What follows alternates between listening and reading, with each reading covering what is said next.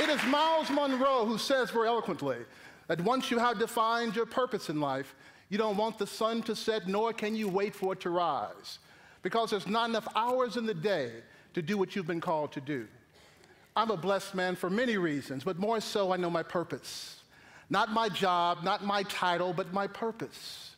And my purpose is to assist individuals economically, particularly those of African descent, with an emphasis in technology. You see, I believe that technology is empowering. I believe that technology is liberating.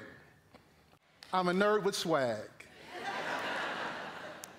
My premise is this: how do we make technology sexy, intellectual, cool, and hip for African Americans? And how do we concurrently make sure that the technology infrastructure embraces technology so that we all have access?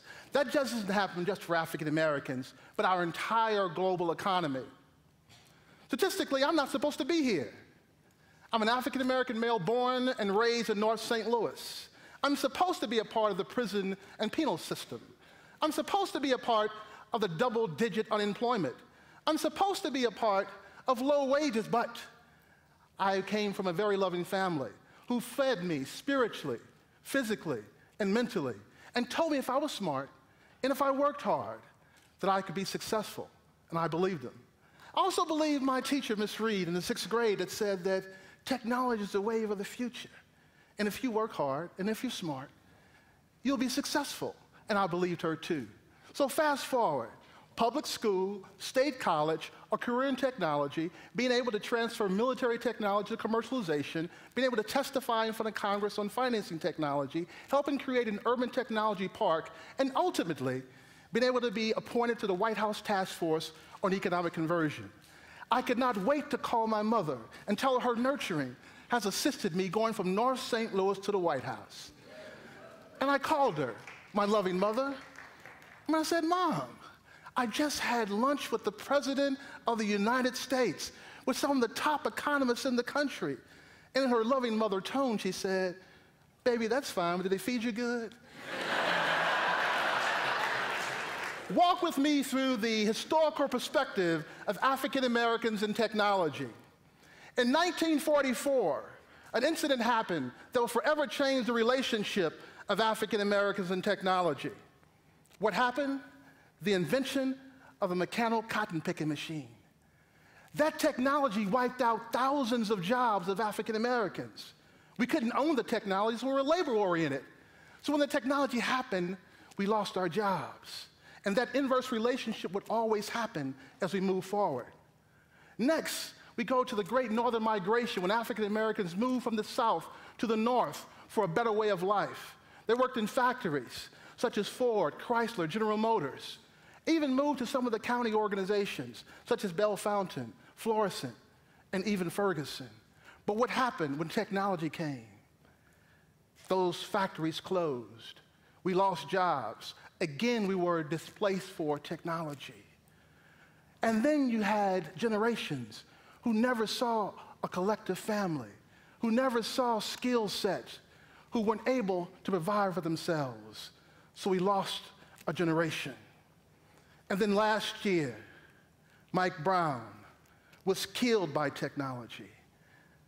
August 9, 2014, a sad situation. And technology shared with the world by 3.5 million tweets of the injustices of our country. Well, wouldn't it be great if we took 3.5 million tweets and sit around the world and said how great technology could be integrated with African Americans for a better life and a better economy? But that would require change. In the short term I've been on life, I've come to realize there are two things that are constant: God and change. Matter of fact, every 30 minutes, a new technology is being developed. If you go to school now and graduate 4 years from now, everything you learned is obsolete. Last year, 30% of marriages were a part of the internet and technology. We reflect every 100 years. From 1890, we went from an agricultural economy to a manufacturing economy. In 1990, we went from a manufacturing economy to a technology economy, to a knowledge economy. Matter of fact, those who remember the 90s, we saw an enormous amount of change. The Berlin Wall that was built to last forever fell in a day. The Soviet Union, the country that vowed to bury us, performed last rites on itself. Germany and one nation became reunited. The Asian culture became an economic powerhouse. And yes, in South Africa, a $400 billion economy was a result of democracy. But did we really change? Have you ever been pressed for time? Rushing to get to that very important meeting with the big guys, or trying to beat that grace period at work and finding somewhere to park is nearly impossible? You finally find a parking spot in front of the parking meter and you realize that you didn't bring any change.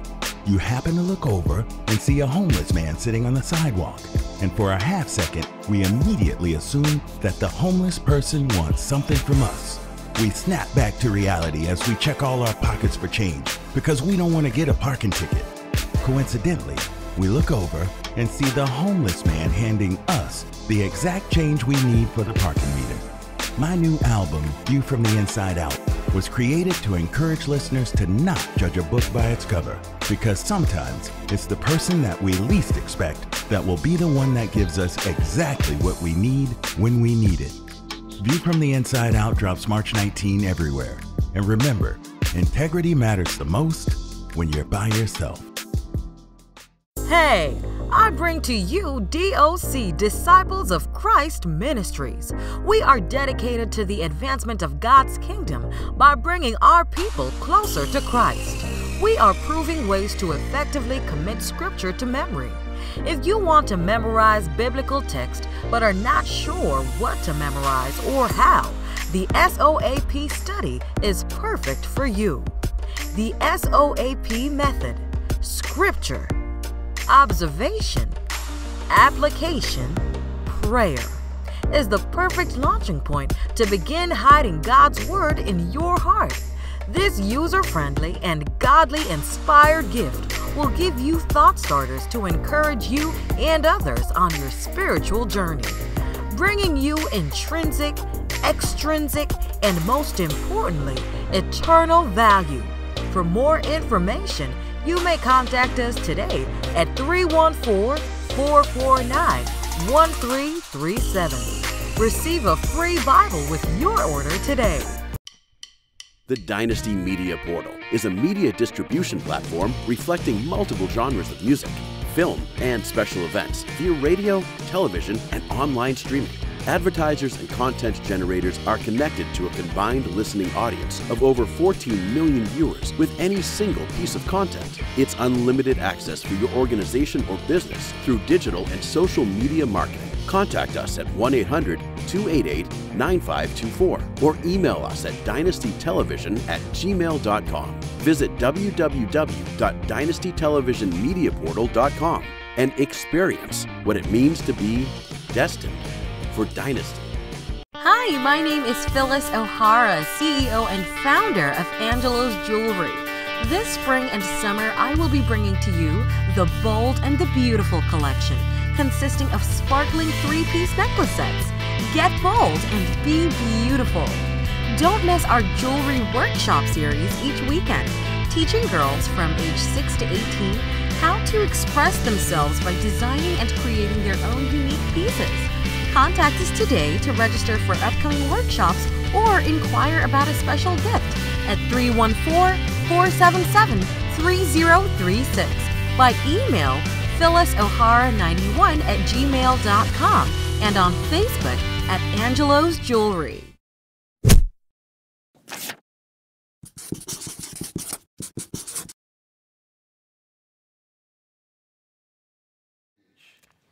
Let's look at the epicenter of technology, Silicon Valley, where billions are made. Disruption is a way of life. Great minds come together to change the world, and you would think that change happened in Silicon Valley. It would have a great amount of diversity. However, for the last 15 years, community activists went to Silicon Valley to ask them what their EEOC numbers were. How could this technology revolution be a part of the minority culture? For 15 years, they asked to share their numbers. They even told the judges that it was a trade secret. Well, fortunately, last year, Reverend Jesse Jackson, the Rainbow Push Coalition, and the Silicon Valley Project bought stock in many technology firms in Silicon Valley. And they released their numbers, starting with Google last June, then Facebook, then Twitter. And I'm sad to say, and disheartened, that when they released the numbers, only 1% of African Americans are in Silicon Valley, which is the epicenter of technology. How can we do this in 2015? The question is this 1965 Selma or 2015 United States of America? We see that the hiring practices are dismal. 53% white, 41% Asian, 4% Hispanic, and 1% African American. Now, I'm an economist. I study the distribution, production, and consumption of products and the relationship between them. I also look at supply and demand, and more so return on investment. So tell me, how can a culture who contributes $1 trillion to the economy can only be 1% of the technology infrastructure? Is that truly return on investment? However, this is not a social issue. It's an economic issue. And diversity is profitable. Companies that have members and employees that reflect their consumers are more profitable. Companies that have a social responsible investing strategy, stocks rise because they understand their consumer. Let me share with you one story on diversity in Silicon Valley. I happen to be fortunate to sit at a meeting with the president of Intel, the fireside chat. And he talked about how great Intel is in their engineering efforts.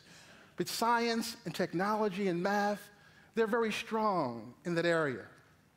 Matter of fact, he said their new growth area is going to be in fashion technology, clothing, eyeglasses, and watches. So they decided they're going to create a computer watch. And in doing that, how can we make it not cumbersome to be able to charge the phone or the watch? These 5 middle-aged Caucasian engineers didn't really have much about fashion faux pas. However, tried to come up with a solution to solve this problem, and they couldn't.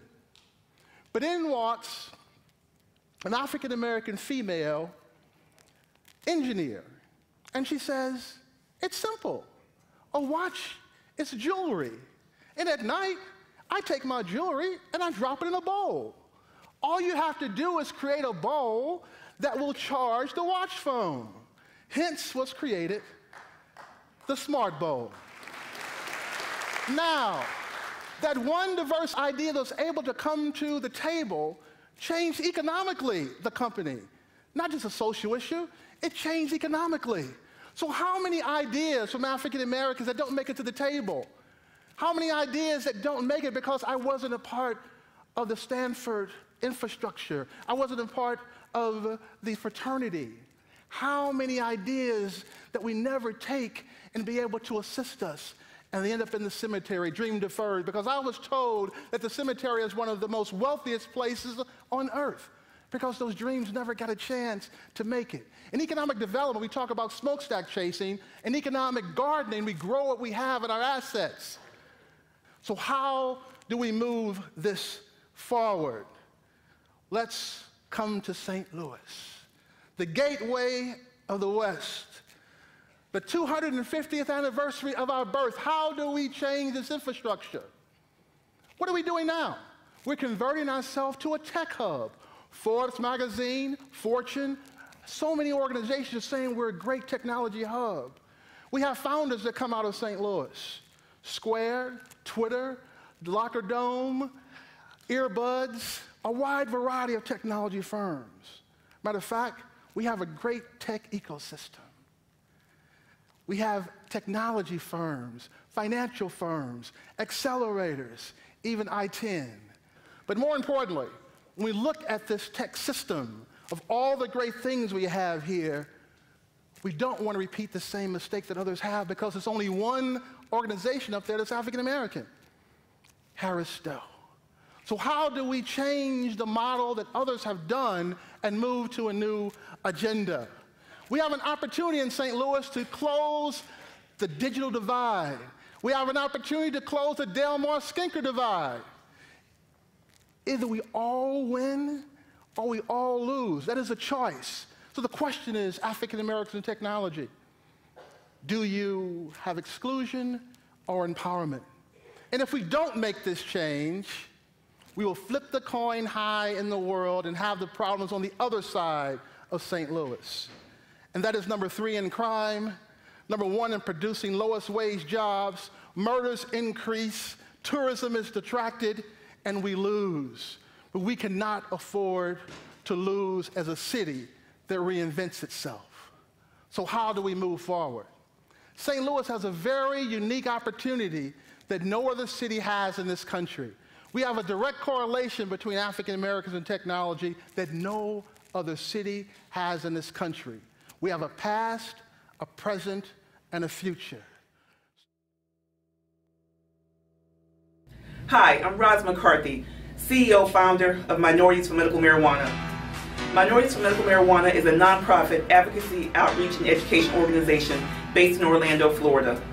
Our focus is making sure that minorities have an opportunity in the new legalization of marijuana throughout the country. We're in South Carolina, we're in Missouri, Illinois, New York, New Jersey, Texas, Arizona. Our organization was formed to make sure that individuals, people of color, people coming from communities of color have an opportunity to be able to participate in the legalization of cannabis in the United States.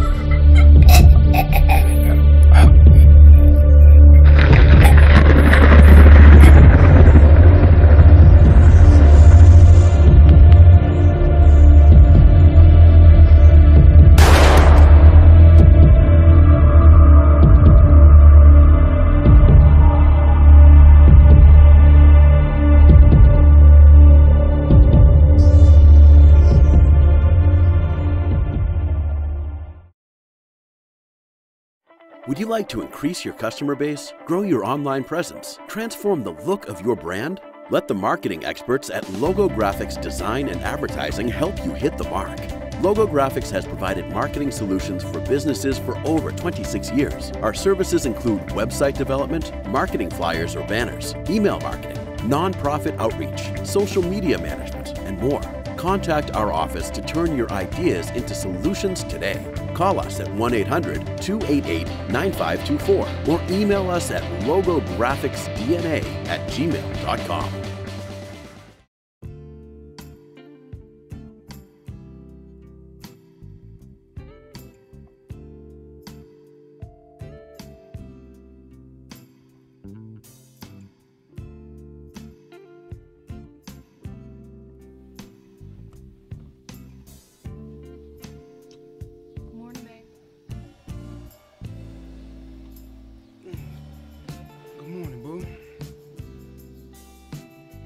Wow, I'm a lucky man.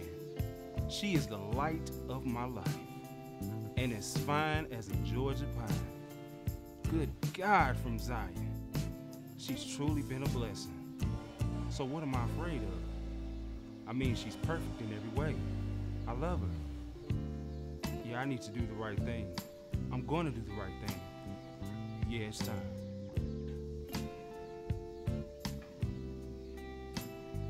My man is fine. He even looks better in the morning. I love him so much. Although he's not perfect, I accept him for who he is, and I'll support him in every area.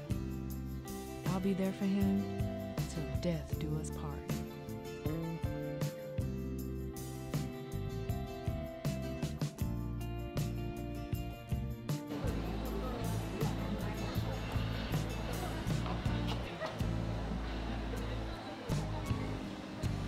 Excuse me?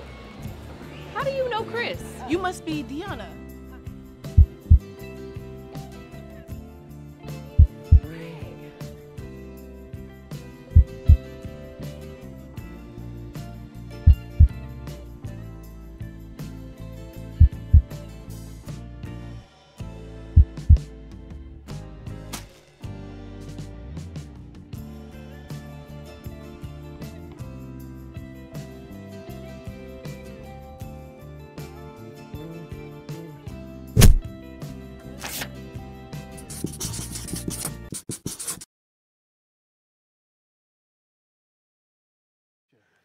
Starting with our past, Roy Clay, the black godfather of Silicon Valley, who went to Silicon Valley in the late 50s, recruited by Hewlett-Packard brothers in 1965. And in 1966, when Bill Gates and Steve Jobs were in diapers, he created the first mini computer.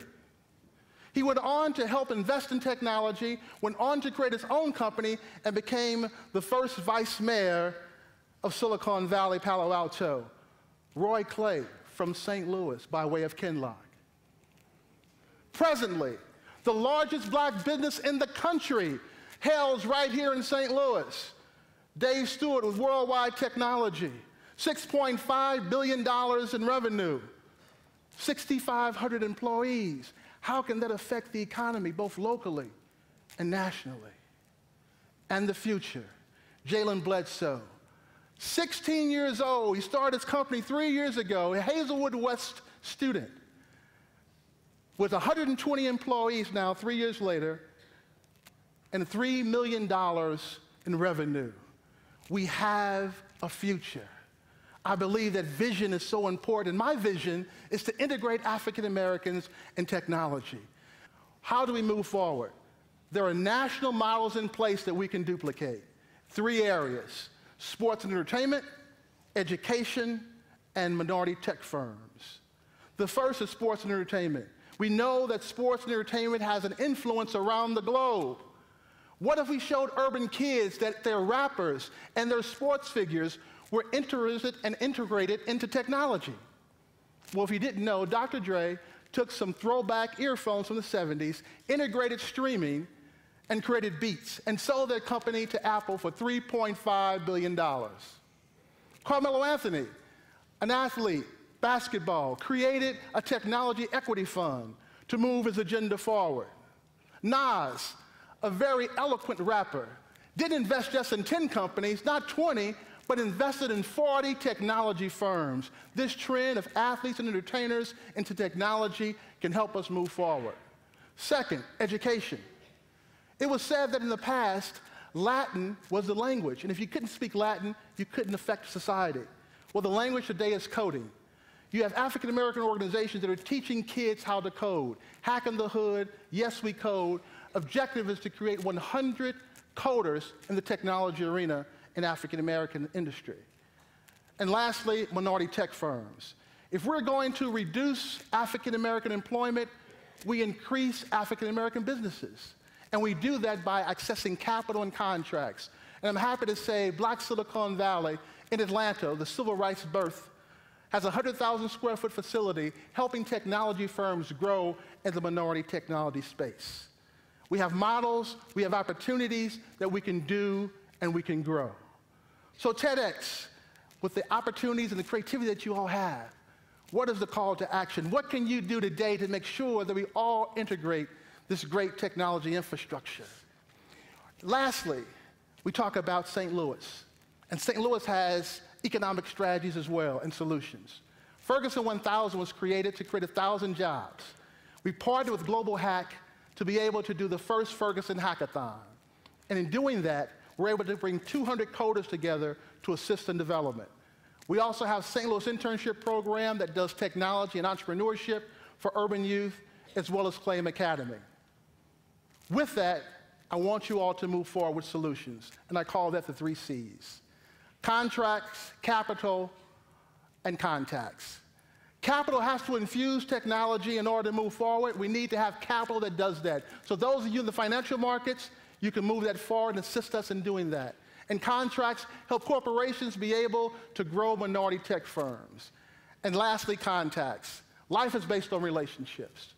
How many authentic friends you have that are different than you, that you pull into your space to move forward? We were born a date and we died a date. And how do you make that dash significant? We are all better if we're able to improve ourselves and have access to all the things that our country offers.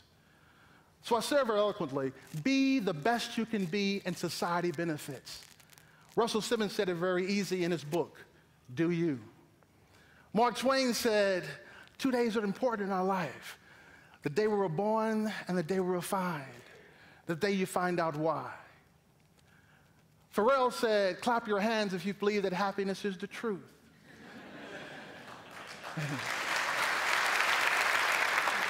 And Dr. Land says that we can change the world if we really integrate technology for all. All we have to do is try.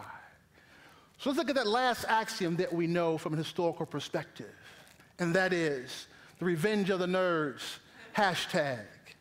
But the revolution and the evolution is the new nerd with swag. God bless you.